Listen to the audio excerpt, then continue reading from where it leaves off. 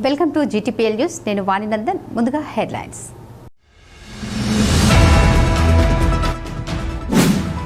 కేంద్ర ప్రభుత్వం ఆదివాసులపై మావోయిస్టులపై జరుపుతున్న కాగర్ ఆపరేషన్ ఆపివేయాలి. మావోయిస్టులతో శాంతి చర్చలు జరపాలి.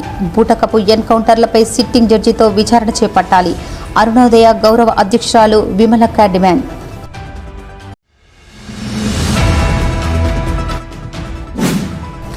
ట్రాఫిక్ రూల్స్పై విద్యార్థుల్లో అవగాహన కల్పిస్తూ ప్రాక్టికల్గా విద్యార్థులతో చేయించిన రామగుండం ట్రాఫిక్ సీఏ రాజేశ్వరరావు.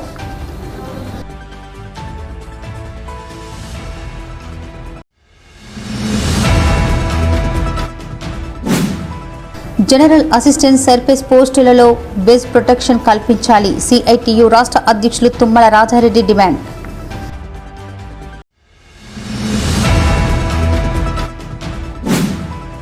దేహదానాలకు వృద్ధ దంపతులు అంగీకారం. వినూత్నంగా వృద్ధ దంపతుల పుట్టినరోజు వేడుకలు అభినందించిన RTC మాజీ చైర్మన్ సోమవారపు సత్యనారాయణ.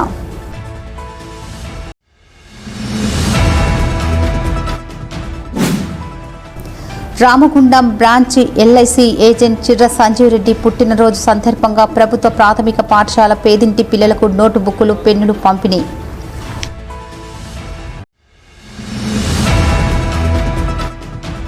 కేంద్ర ప్రభుత్వం ఆదివాసులపై మావోయిస్టులపై జరుపుతున్న కాగర్ ఆపరేషన్ ఆపివేయాలని, మావోయిస్టులతో శాంతి చర్చలు జరపాలని, బూటకపు ఎన్కౌంటర్లపై సిట్టింగ్ జడ్జితో విచారణ చేపట్టాలని విమలక్క డిమాండ్ చేశారు.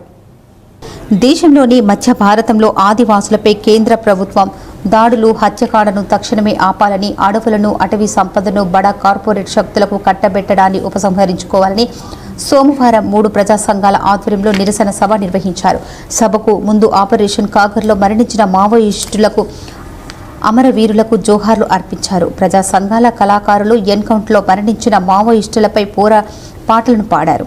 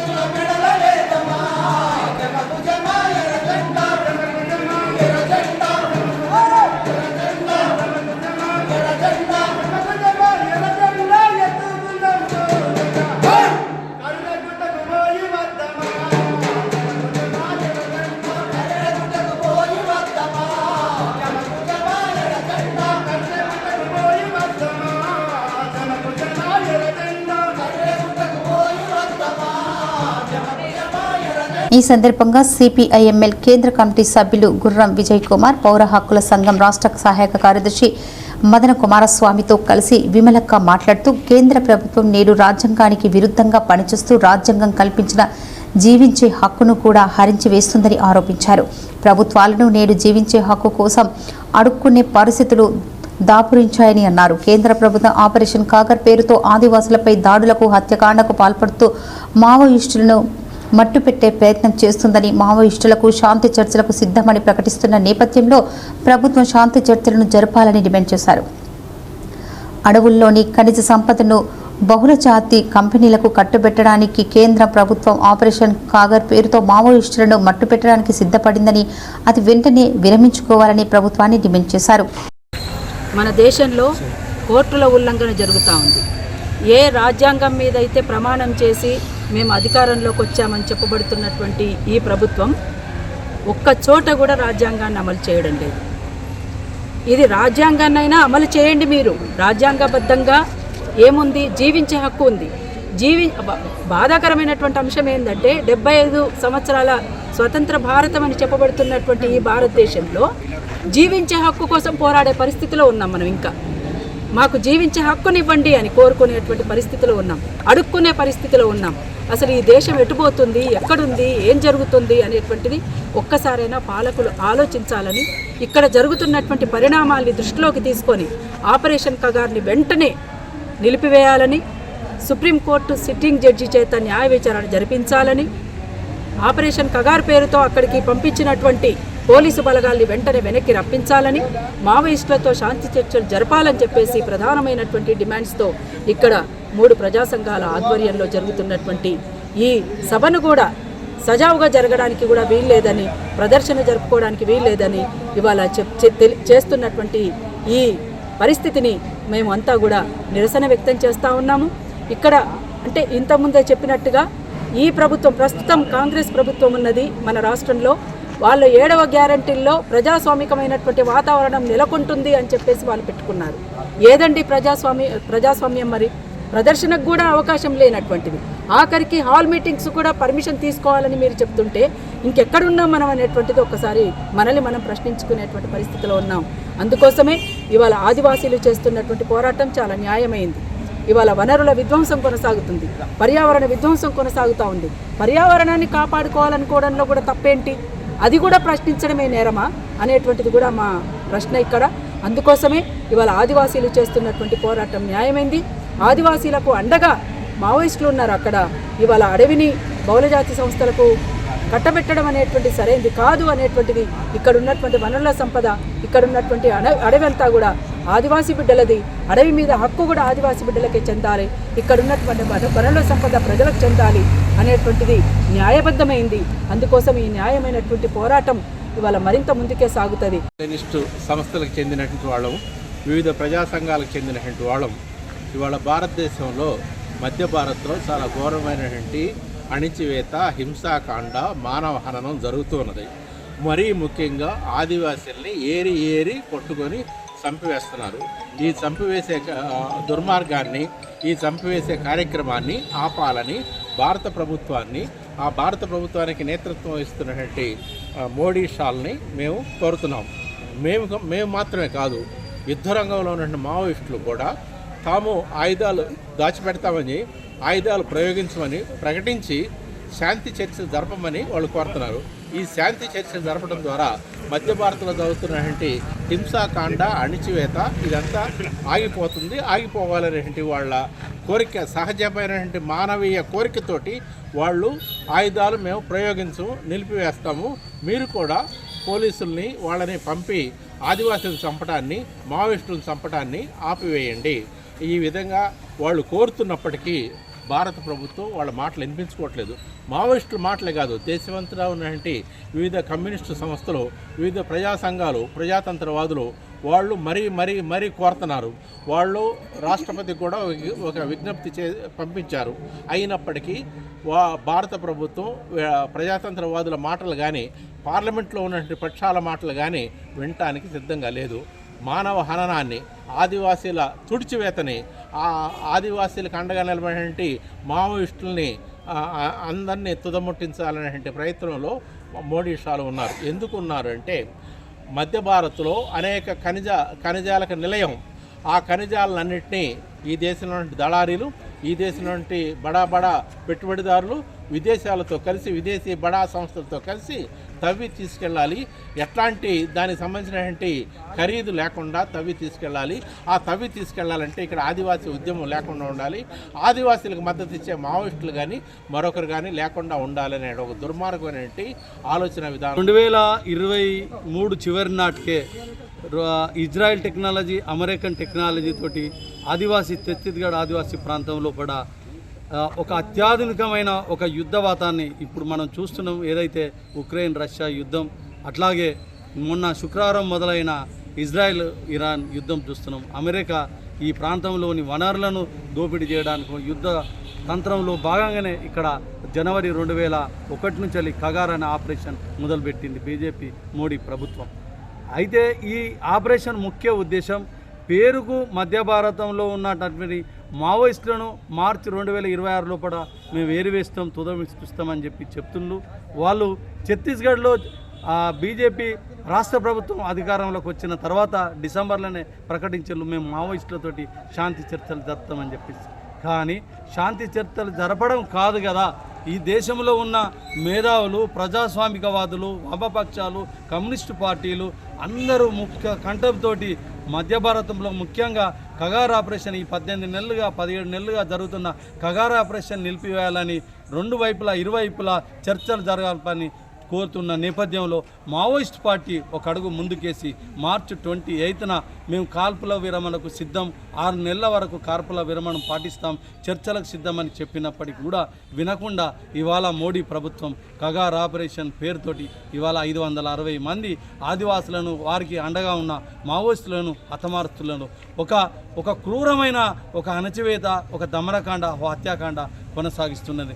ఈ నిరసన సభలో తెలంగాణ రైతు కూలీ సంఘం, AIKMS, AIKMS, IFTU, AIFTU, CPI, CPIML సంఘాల ప్రతినిధులు కె విశ్వనాథ్, రత్నాకర్, ఆరెల్లి కృష్ణ, మాధస్తు రామ్మూర్తి, మల్లన్న, బాలసాని రాజన్న, తాండ్రా సదానందం, మిట్టపల్లి కుమారస్వామి, నాగిరెడ్డి, సదానందం, అంజయ్య, పోషమల్లు, రాములు, పల్లెలింగయ్య తదితరులు పాల్గొన్నారు.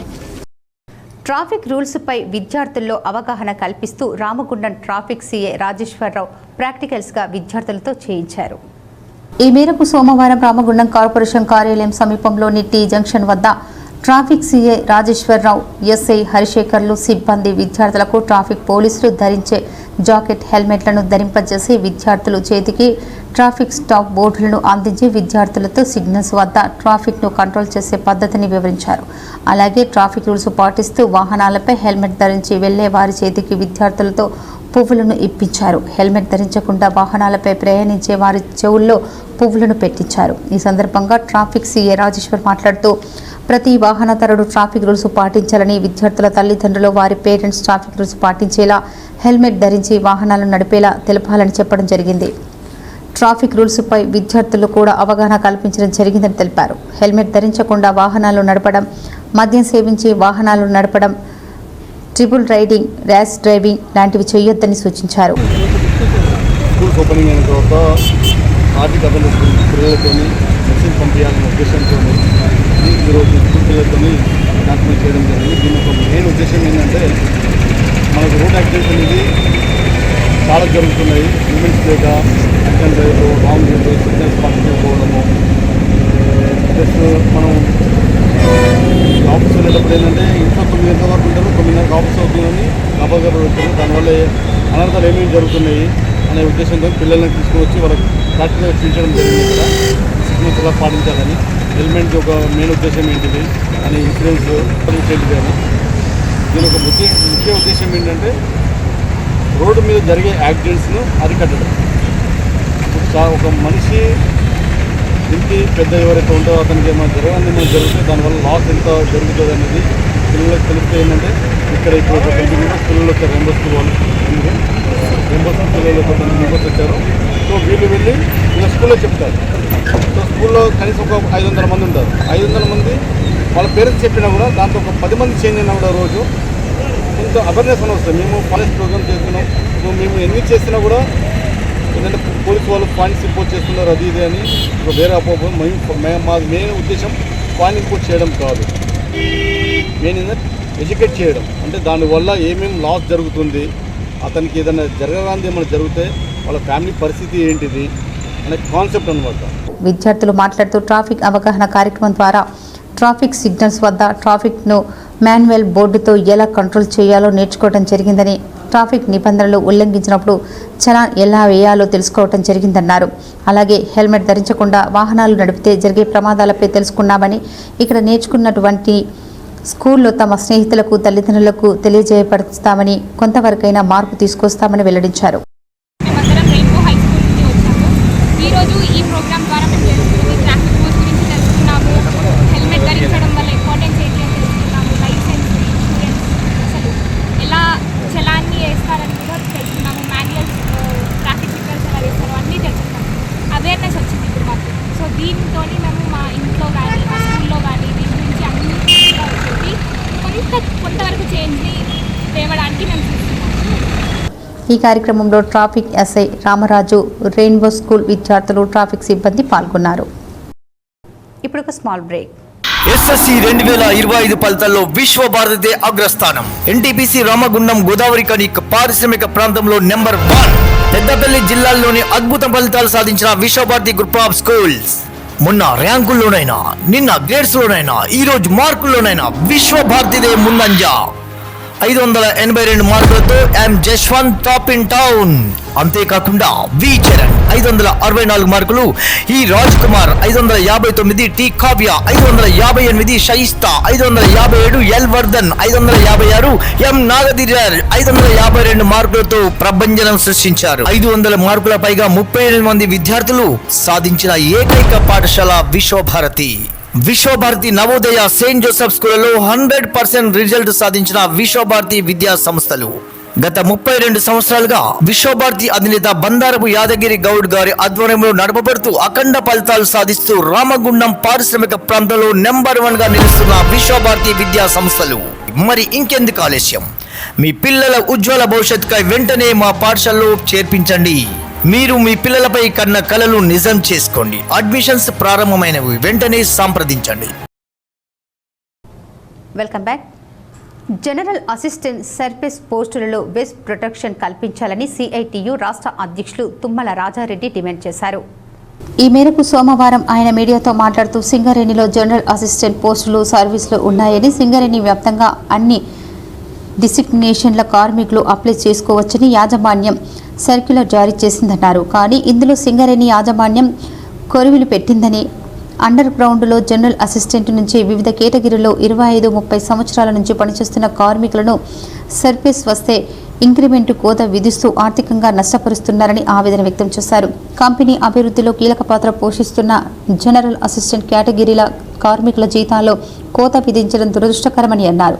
సింగరేణిలో 25-30 సంవత్సరాల సర్వీస్ చేసి కంపెనీ అవసరాల రీత్యా సర్వీస్లో అవకాశం ఇస్తూనే జీతాల్లో కోత విధించడాన్ని సిఐటియు తీవ్రంగా ఖండిస్తుందని అన్నారు. ఈ కోతల వల్ల దిగిపోయే కార్మికులకు ఆర్థిక నష్టంతో పాటు పెన్షన్ తదితర లెక్కల్లో తేడా వచ్చి నష్టం జరుగుతుందని ఆవేదన వ్యక్తం చేశారు. ఇలాంటి తప్పుడు నిర్ణయాలతోనే కొత్తగా వచ్చిన కార్మికులు వివిధ డిపార్ట్మెంట్ డిజిషన్లో యాక్టింగ్కు దూరంగా ఉంటున్నారని ఆవేదన వ్యక్తం చేశారు. అంతేకాకుండా సింగరేణిలో అడుగడుగునా అవినీతి జరుగుతుందని, క్వార్టర్ కేటాయింపు నుండి మొదలుకుంటే అన్ఫిట్ వరకు మెడికల్ స్థాయిలో కూడా అనేక సందర్భాలలో స్మాల్ ప్రాక్టీస్ జరుగుతుందని మా దృష్టిలో ఉందన్నారు. దీనికి తోడు రాజకీయ జోక్యం విపరీతంగా పెరిగి అధికారులు పని చేయలేని పరిస్థితి సింగరేణిలో నెలకొందని అన్నారు. సింగరేణి యాజమాన్యం ఈ మధ్యలో అన్ని కేటగిరీ కార్మికులకు సర్ఫేస్ జనరల్ మంజూరు ఇస్తామని చెప్పి సర్క్యులర్ రిలీజ్ చేసింది. ఆ సర్క్యులర్లో అన్ని కొత్త కొర్రీలు పెట్టింది. మేము సింగరేణి కార్మికుల పక్షాన సింగరేణి కాల్స్ ఎంప్లాయీస్ యాజమాన్యానికి సూచించేది ఒకటే, మీరు సీనియర్ కార్మికులందరూ కూడా వేజ్ ప్రొటెక్షన్స్ లేదని అందులో పొందుపరిచింది. కంపెనీ అవసరాల కోసం జనరల్ మజ్దూరులను తీసుకునేటప్పుడు కాయకష్టం చేసి 30 సంవత్సరాలు పనిచేసి చెమటొచ్చి ఫేస్ వర్క్లో పనిచేసిన కార్మికుల్ని చేతగాకపోయి పెట్టుకుంటే, ఆయన చివరి సర్వీసు 2-3 సంవత్సరాల సర్వీసు ఉన్నప్పుడు పెట్టుకున్న వాళ్ళందరికీ దాదాపు 10 నుంచి 30 వేల వరకు జీతం తగ్గిపోతూ ఉంది. దానివల్ల పెన్షన్ నష్టపోతాడు, గ్రాడ్యుయేట్ నష్టపోతాడు. ఆయనతోటే కాకుండా ఆయన భార్యకు కూడా పెన్షన్ తగ్గిపోయే పరిస్థితి ఉంది. అందుకని సీనియర్ కార్మికులు ఎవరికి కూడా జనరల్ మజ్దూర్ సర్వీస్ ఇస్తే ఎట్టి పరిస్థితుల్లో కూడా జీతం తగ్గకుండా వేజ్ ప్రొటెక్షన్ అని చెప్పి సిఐటి యాజమాన్యం డిమాండ్ చేస్తాం. రెండో అంశం, మీరు ఇట్లా కొత్త కొర్రీలు పెట్టడం ద్వారా ఇలా కొత్తగా వచ్చిన కార్మికులు ఎవరు కూడా ఇవాళ ఫేస్ వర్క్కి సంబంధించిన ప్రమోషన్ వస్తే తీసుకోకుండా కార్మిక సంఘాల చుట్టూ యాజమాన్య చుట్టూ డబ్బులు ఖర్చు పెట్టి నాకు ప్రమోషన్ వద్దు అని తిరుగుతున్నాం. ఇలా చాలా 100 కొద్ది వేకెన్సీలు అండర్గ్రౌండ్ మైన్లలో అట్లే మిగిలి ఉంటున్నాయి. కారణం ఏంటి అంటే, ఒకసారి కనుక కోల్కట్టలో ట్రామరో లైన్ మెనో లేక ఫేస్లో ఏ వర్క్ తీసుకున్నా కూడా రేపు బయటికి సర్ఫేస్కి పోవడానికి అవకాశం ఉండలేదు కాబట్టి తీసుకోవట్లేదు. అందుకని రాబోయే సర్కిల్లో అయినా సరే అండర్గ్రౌండ్లో పనిచేసిన ఏ కార్మికుడికైనా సర్ఫేస్ ఉద్యోగం ఇస్తే మీరు కేటగిరీ మార్చండి, జనరల్ మజ్దూర్ తీయండి, సర్ఫేస్ జనరల్ మజ్దూర్ అని, కానీ వేజ్ ప్రొటెక్షన్ ఇవ్వాలని చెప్పి యాజమాన్యానికి సూచిస్తా ఉన్నాం. రెండో అంశం, ఇలా చాలా జనరల్ మజ్దూర్కి సంబంధించిన అంశాలలో పెట్టింది రీజన్ వైజ్ అని. అది కూడా ఒక్కొక్క దగ్గర ఓపెన్ కాస్ట్ ఒకటే ఉంటాయి, మైన్ ఒకటే ఉంటుంది, చాలామందికి అలా అవకాశం వస్తుంది. ఒక్కొక్క దగ్గర మొత్తం ఓపెన్ కాస్ట్ ఉంటుంది, మైన్ ఒకటే ఉంటుంది. లేదా మొత్తం శ్రీకాంపూర్ లాంటి జాగాలలో మైన్ బాగా ఉంటాయి, ఓపెన్ కాస్ట్ ఒకటి ఉంటాయి. కాబట్టి అందులో వేకెన్సీ ఉండలేవు. దాన్ని కూడా మీరు 2 భాగాలుగా విడదీసి చూస్తే మంచిది. సీనియారిటీ ప్రకారం అక్కడ ఉన్న వేకెన్సీలు వాళ్ళతో నింపి జూనియర్ కార్మికులు రీజన్ వైజ్ అంటే మొత్తం స్టేట్ వైజ్ కనుక సీనియర్లు ఇస్తే అప్పుడు వాళ్ళు కోరుకున్న దగ్గర ఇంకా రీజన్ వైజ్ ఫిలప్ చేయాలని చెప్పి స్టేట్గా సూచిస్తాము. అందుకని ఇట్లాంటి వేకెన్సీలన్నీ కూడా సింగరేణి కాల్స్ ఎంప్లాయీస్గా యాజమాన్యానికి సూచించేది ఒకటే, ఇవాళ సర్ఫేస్ ఉద్యోగాలు రాబోయే కాలంలో ఓపెన్ కాస్ట్లు బాగా వస్తున్నాయి. మరి అండర్గ్రౌండ్లో పనిచేస్తున్న ఆ కార్మికులకు న్యాయం చేయాలంటే మీరు వెంటనే సర్క్యులర్ మార్చి ఇవ్వాలని చెప్పి మేము యాజమాన్యాన్ని సూచిస్తూనే గోదావరికని శారదానగర్కు చెందిన మాజీ ప్రభుత్వ ఉద్యోగి లేశెట్టి రాజయ్య, మధురమ్మ వృద్ధ దంపతులు ఆదివారం రాత్రి వినూత్నంగా వారి పుట్టినరోజు వేడుకలను జరుపుకున్నారు. పుట్టినరోజు వేడుకల్లో తమ మరణానంతరం దేహాలను మెడికల్ కాలేజీలకు దానం చేస్తామని ప్రకటించారు. ఈ కార్యక్రమానికి ముఖ్య అతిథిగా విచ్చేసిన రామగుండం మాజీ ఎమ్మెల్యే, ఆర్టీసీ సంస్థ మాజీ చైర్మన్ సోమారపు సత్యనారాయణ మాట్లాడుతూ, నాకు మామగారు నగరంలో అందరికీ ఎల్ రాజయ్య సుపరిచితులని, 88 సంవత్సరాల వయసున్న రాజయ్యతో పాటు వారి సతీమణి కూడా దేహదానం చేస్తామని తీసుకున్న నిర్ణయం చాలా గొప్పదని, వీరి నిర్ణయం ప్రతి ఒక్కరికి స్ఫూర్తిగా నిలుస్తుందని కొనియాడారు. ఉపాధ్యాయుడిగా, కవిగా, పర్యావరణ ప్రియుడిగా అనేక ఆదర్శవంతమైన సేవలందించిన రాజయ్య వైద్య విద్యార్థుల పరిశోధన కోసం తమ దేహాలను దానం చేస్తామని ముందుకు రావడం గొప్ప విషయమన్నారు. అనంతరం దంపతులను సోమారపు సత్యనారాయణ శాల్వాతో సత్కరించారు. దంపతులతో కేక్ కట్ చేయించి మిఠాయిలు తినిపించారు. దంపతులకు సదాశయ ఫౌండేషన్ ఆధ్వర్యంలో దేహదాన అభినందన పత్రాన్ని ఫౌండేషన్ ప్రతినిధులు అందజేశారు. ఈ కార్యక్రమంలో సదాశయ ఫౌండేషన్ జాతీయ ప్రచార కార్యదర్శి కెఎస్ వాసు, జిల్లా మహిళా శాఖ అధ్యక్షురాలు వెల్ది కవిత, అనంతరాములు, మగవ లయన్స్ క్లబ్ ప్రధాన కార్యదర్శి శశికళతో పాటు Ramulu, Rajamahender, Ramareddy, advocate Madhu, retired police Devi Lakshmi Narsaiah, VHP ప్రతినిధి వెంకన్న, శారదానగర్ అసోసియేషన్ అధ్యక్షుడు రాజిరెడ్డి, ప్రతినిధులు సాగర్, శ్రీనివాస్ తదితరులు పాల్గొన్నారు.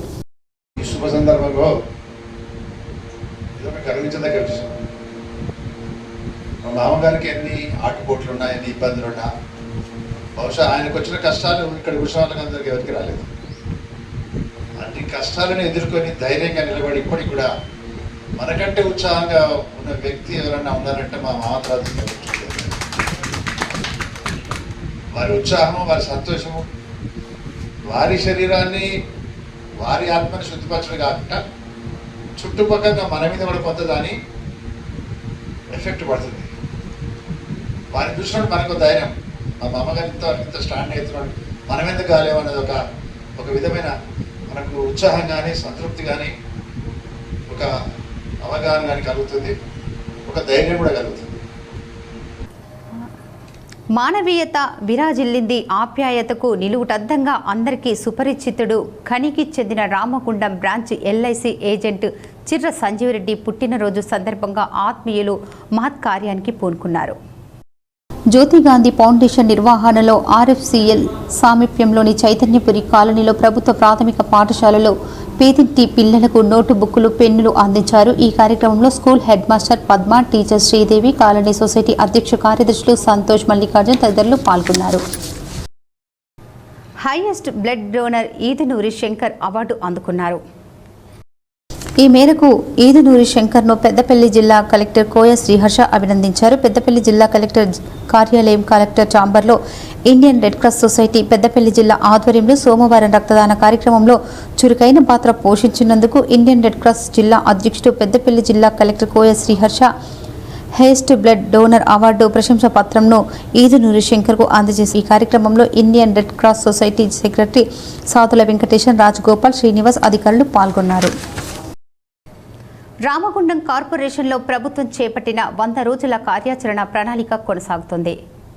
100 రోజుల కార్యాచరణ ప్రణాళికలో భాగంగా సోమవారం రామగుండం నగరపాలక సంస్థ ఆధ్వర్యంలో పుష్కర ఘాట్ గోదావరి నది తీరాన ప్లాస్టిక్ బాటిళ్లు, క్యారీ బ్యాగులు, ఇతర చెత్త ఏరి శుద్ధి చేశారు. ఈ కార్యక్రమంలో నగరపాలక సంస్థ deputy commissioner Nayani Venkataswamy, ward అధికారులు, environment engineering Madhukar, MEPMA TMC Mounika, సిఓలు, ఆర్పీలు, శానిటరీ జవాన్లు, సిబ్బంది తదితరులు పాల్గొన్నారు. ప్రభుత్వం చేపట్టినటువంటి 100 రోజుల ప్రణాళికలో భాగంగా ఈరోజు రామగుండం మున్సిపల్ సిబ్బంది అందరూ వచ్చి ఇక్కడ గోదావరి దగ్గర క్లీన్ చేయడం జరిగింది. ఇందులో గోదావరిలో ప్లాస్టిక్ ఉంటుంది. ముఖ్యంగా ప్లాస్టిక్ వలన పొల్యూషన్ జరుగుతుంది వాటర్ అనేది. సో దాని విధానంలో భాగంగా ఇక్కడికి మేము మా రామగుండం స్టాఫ్ అంతా వచ్చి క్లీన్ చేయడం జరిగింది. మరియు ప్రజలందరికీ అవగాహన చెప్పడం ఏంటంటే ప్లాస్టిక్ అనేది, కవర్స్ అనేది కంపల్సరీ ఈ గోదావరి నదిలో పడవేయకూడదు. ప్లస్ పొల్యూషన్ చేయకూడదు. పొల్యూషన్ చేయడం వల్ల మెరైన్ సిస్టమ్ అంటే సముద్రంలో ఉన్న చేపలకి ఇబ్బంది జరుగుతుంది, అవి చనిపోవడం జరుగుతుంది. వాటిని కాపాడుకోవాలంటే, మన యొక్క పర్యావరణాన్ని కాపాడుకోవాలంటే దాన్ని దృష్టిలో ఉంచుకొని ప్రజలందరూ ఇందులో ప్లాస్టిక్ వేయకూడదని కోరుకుంటున్నాం. వార్తలు ముగించే ముందు ముఖ్యాంశాలు మరోసారి.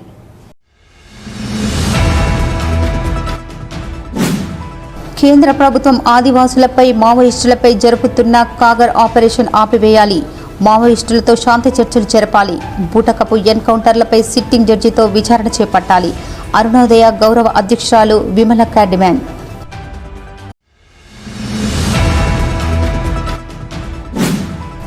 ట్రాఫిక్ రూల్స్పై విద్యార్థుల్లో అవగాహన కల్పిస్తూ ప్రాక్టికల్గా విద్యార్థులతో చేయించిన రామగుండం ట్రాఫిక్ సీఏ రాజేశ్వరరావు.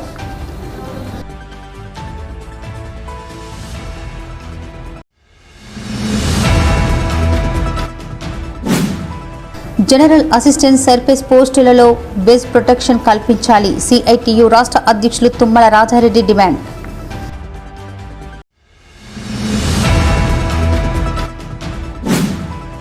దేహదానాలకు వృద్ధ దంపతులు అంగీకారం. వినూత్నంగా వృద్ధ దంపతుల పుట్టినరోజు వేడుకలు అభినందించిన ఆర్టీసీ మాజీ చైర్మన్ సోమవారపు సత్యనారాయణ.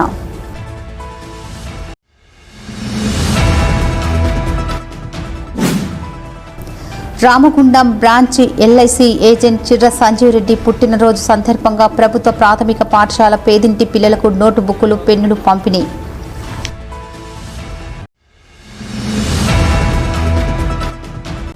ఈ వార్తలు ఇంతటితో సమాప్తం. తిరిగి ప్రసారమయ్యే వార్తలు మళ్ళీ కలుద్దాం. అంతవరకు చూస్తూనే ఉండండి మీ GTPN న్యూస్.